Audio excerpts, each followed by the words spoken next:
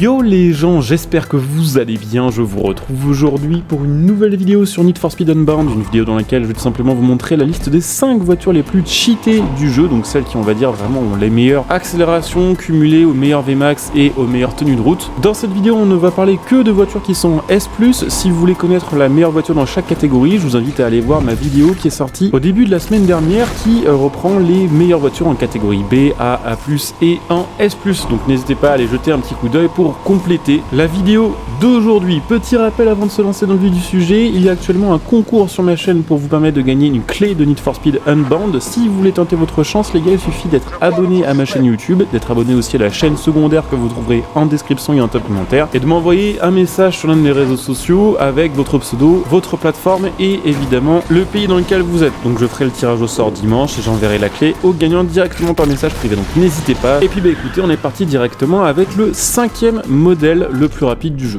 On commence avec une des voitures les moins chères que vous verrez dans cette vidéo, une voiture que justement vous aurez peut-être déjà vue dans une autre vidéo récemment sur ma chaîne puisque cette voiture-là est très bonne dans d'autres catégories de performance, mais sachez qu'avec le bon swap et les bonnes améliorations, cette voiture est une des plus cheatées, des plus rapides du jeu en S+. Alors évidemment, pour monter jusqu'ici et avoir vraiment le meilleur rendu, il faut bien régler la voiture et surtout bien l'améliorer, ce qui n'est pas donné, il faut acheter le swap 6 à plat 3,8 litres, ce qui est pas donné. Alors globalement, on sera aux alentours des 700 000 $ entre les améliorations de cette voiture, le swap et l'achat de la voiture, somme à laquelle vous pourrez rajouter évidemment des bonus comme l'aspiration nitro par exemple, le nitro frôlement, plus évidemment les customisations de cette voiture. Alors rassurez-vous, ça c'est pas cher et il y en a vraiment beaucoup pour le coup pour la S2000. Et évidemment, comme toutes les voitures que vous allez voir dans cette liste, je vous conseille d'utiliser les réglages que je vous aurais montré en début de présentation du modèle, donc avec des curseurs pas mal élevés en appui aérodynamique, pas mal élevés côté adhérence et sans entrer en drift. Ça devrait vous permettre du coup d'obtenir une voiture vraiment rapide pour, encore une fois, l'un des budgets les plus faibles que vous allez voir dans cette vidéo. 700 000 $, ça peut paraître beaucoup, mais une fois que vous avez des grosses épreuves sur le jeu, en gros, ça se fait en 1h30. Je disais juste avant, la S2000 est une des moins chères que vous allez voir dans cette vidéo, mais la vraiment moins chère que vous allez voir, c'est celle-ci, la numéro 4, la Lotus Emira, qui va vous coûter un peu moins cher globalement que la S2000. Alors elle est plus chère à l'achat tout court parce que cette voiture est aux alentours quand même des 150 000 $, mais celle-ci, il n'y a pas besoin de swapper pour avoir le meilleur moteur. Le V6 3.5 qu'elle a de base est déjà le meilleur moteur et celui qui aura le plus de potentiel de puissance. Donc au total, on est aux alentours des 500 000 $, ce qui n'est vraiment pas tant que ça, hein. Là pour le coup, 500 000 $, ça se fait en à peu près 1 heure de jeu, voire même peut-être moins que ça si vous optimisez un petit peu votre farm.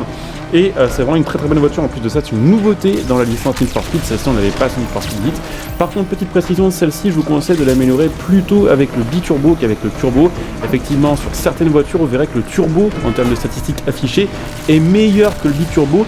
Mais dans la pratique et on va dire dans l'utilisation de la voiture, avec vraiment la physique du jeu appliquée, parfois le biturbo est meilleur. Donc celle-ci, je vous conseille de l'utiliser bel et bien en biturbo, même si les stats sont pas forcément meilleurs qu'en turbo, et avec les réglages que vous verrez encore une fois au début de la présentation de cette voiture.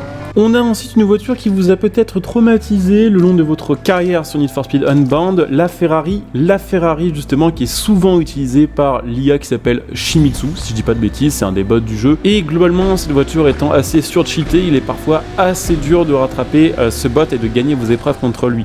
Alors pour le coup, la Ferrari, c'est probablement la voiture la plus chère que vous allez voir dans cette vidéo.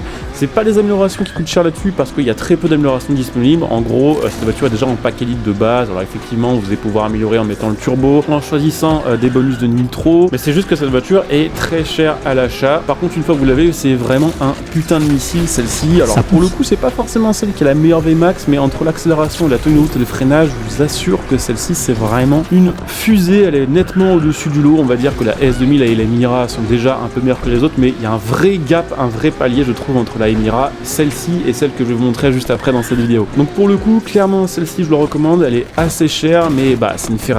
Elle sonne bien, le pilotage est bon et elle est vraiment rapide.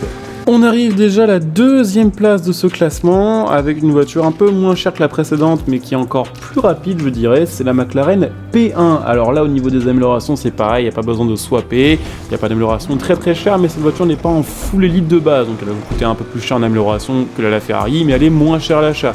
Au global, on est aux alentours des 950 000 sans les bonus de nitro, donc comptez à peu près 1 million 20 000, quelque chose comme ça, avec les boosts nitro aspiration et frôlement, et ça vous permettra d'avoir l'une des meilleures voitures du jeu, voire même je dirais la meilleure à égalité avec la première que je vais vous montrer juste après dans cette vidéo.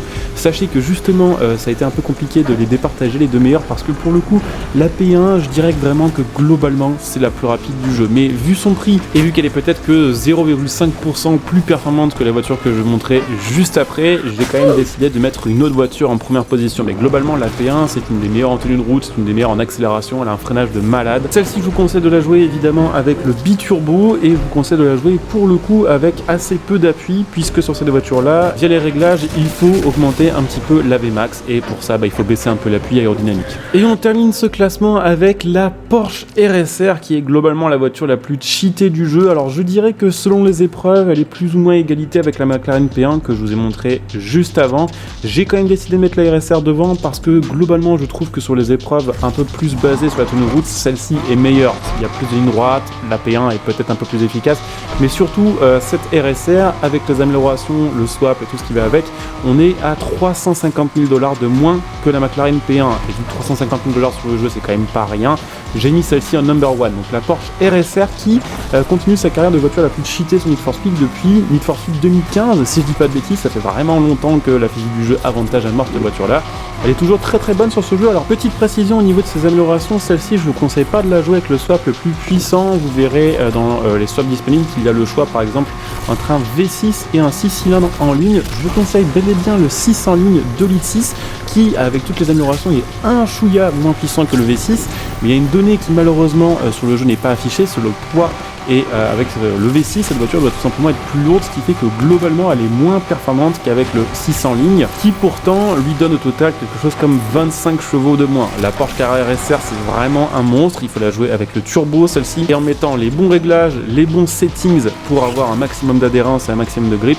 C'est vraiment une fusée, d'ailleurs c'est assez marrant de voir que c'est toujours le cas, même si voilà, ça fait quand même assez longtemps que les joueurs se plaignent de cette voiture sur le jeu. En tout cas, clairement avec cette liste, normalement vous vous mettez bien, il y en a un petit peu pour tous les prix, avec un peu différents types de voitures, des propulsions surtout, mais voilà, des voitures japonaises, des allemandes, des italiennes, des anglaises. Donc n'hésitez pas à me dire évidemment ce que vous pensez de cette liste, n'hésitez pas à mettre la vôtre en commentaire. Dans quelques temps, sachez que je ferai une autre vidéo de ce style qui sera vraiment centrée sur les voitures les plus puissantes du jeu. Bon, ce sera encore autre chose, hein. C'est pas forcément parce qu'on est la plus puissante qu'on est la plus rapide, mais en général les voitures puissantes sont quand même globalement les plus fun à jouer sur le jeu et font partie en général des voitures les plus jouées, donc ça viendra aussi très bientôt sur la chaîne. À liker cette vidéo, à venir évidemment me follow pour les prochains lives sur Twitch, vous trouverez la chaîne Twitch comme d'habitude sous cette vidéo, donc n'hésitez pas à venir follow, n'hésitez pas à utiliser votre Twitch Prime sur ma chaîne Twitch qui est inclus dans Amazon Prime et qui vous permettra de profiter de plein de bonus sur ma chaîne. Vous pouvez évidemment soutenir ma chaîne en faisant vos achats à prix réduit, le lien de soutien que vous trouverez sous cette vidéo. Vous pouvez utiliser mon lien Stronging pour acheter vos jeux, vos cartes d'abonnement, vos DLC, mon lien Internet pour acheter votre matos gaming.